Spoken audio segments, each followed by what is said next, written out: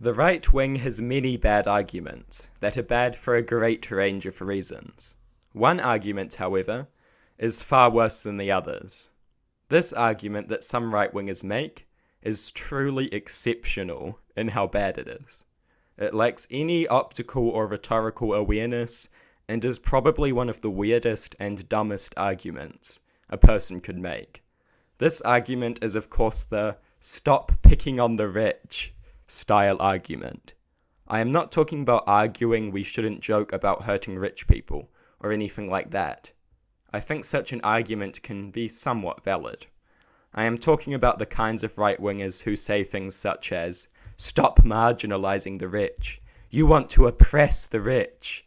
You are bigoted against the rich."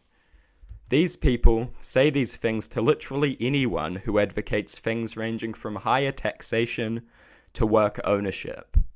These arguments are horrendous, optically and rhetorically. On top of this, they are obviously incorrect. They sound like a complete joke and a parody of the right-wing position. Effective right-wing rhetoricians understand this.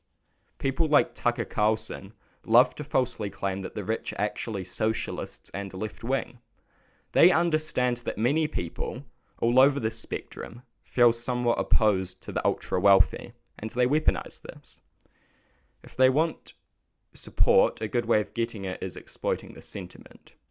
Even if someone is not opposed to the ultra-wealthy, they can still see perfectly well that these people are not oppressed and are nowhere near being oppressed.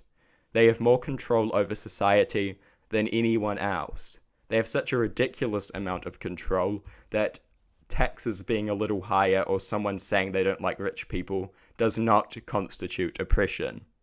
They have tight control over the lives of millions of workers. Their funding props up political candidates.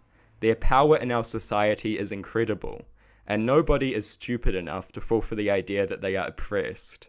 Not even most right-wingers are probably dumb enough to fall for this. This is why these "stop oppressing the rich" style arguments are completely stupid and useless. They are obviously not based in any serious reality, and they just don't sound good to anyone.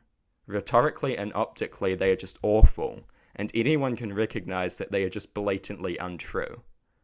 But I don't care anyway. These idiots can make bad arguments, and it suits me just fine. In fact, I like it, and you should too. I hope that the right keeps up with trash like this that will alienate any chance of support from normal people, as issues surrounding poverty and inequality continue to plague our society.